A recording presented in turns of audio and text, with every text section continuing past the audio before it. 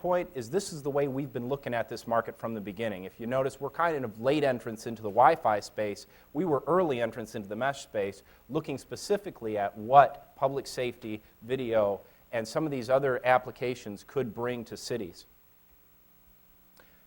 When I talk about a wireless city, I'm talking about a city that takes the time to analyze what they need before they deploy one of these systems. They're not coming at it from a Me Too standpoint. They're actually coming at it from a, there is a potential for a wireless network here. How do we make best use of that? Where do we get the fastest payback?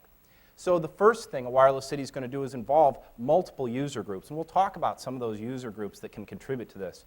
They invest up front in planning and getting these folks involved from the long-term standpoint. So they have them as resources. They're helping justify, not only justify, analyze vendors, analyze solutions, build the business case, and actually deploy the network. They evaluate multiple business models. We've got service providers, which are fantastic opportunities for a city to take expertise of an operator and add it to the network to make it happen. But there are other options too. There are utilities that are often closely associated and have the same or complementary needs to what the city has in terms of coverage. And they have the ability to deploy these systems on an ROI basis as well and actually get the beneficial use and give the city what they need at the same time.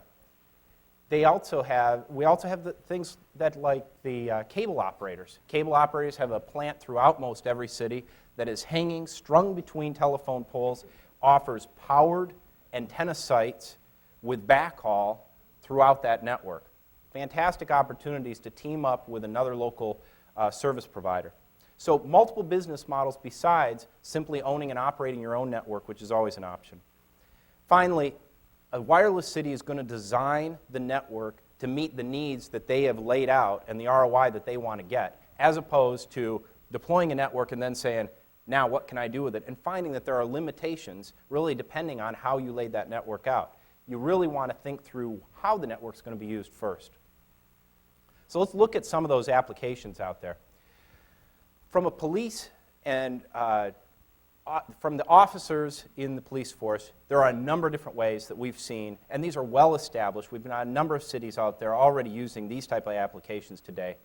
First of all, taking the office applications of filling out, filing the reports, putting those into the field. Immediate benefit in terms of the number of officers you can keep in the field where they're most effective, and the freshness of the information you collect on the scene at that point. Database access. Clearly, when we've all heard stories of the wanted criminal who was pulled over on a simple traffic stop, but because they didn't have access to the database, they didn't know the guy was wanted for a much bigger crime a state over. Nowadays, with NCIS, crimes-type database access, that lookup can happen on the spot instantly, and the right activity can be made instead of letting the guy go. Computer-aided dispatch, the ability to know where your officers are and to dispatch the correct officer who's nearest to the opportunity, to the incident, right at that time is immediate benefit. License plate recognition is one that has great ROI potential because simply by collecting license plate information by driving around while on the beat, those license plates can be not only indicate stolen cars, they can also indicate overdue parking tickets, other such things that offer the city to get paid back for fees it's already owed. When you talk about video, and we're going to talk a lot about it in this presentation, video is a powerful new tool in terms of fighting crime from a police point of view. Two aspects. First of all, if there are cameras on the scene of an incident, and those cameras can be networked back, the ability to take those cameras and bring them back to headquarters, the dispatch center, is pretty common. And that's great because the dispatcher can then see what's going on and try to give the officer an indication of what's happening on the scene. But isn't it better if you can take that same video and get it out to the officer in his vehicle, and so the person who's actually going to have to show up on the scene, the person who has the most field experience, is actually seeing what's happening before they get there. Also, video from the vehicle.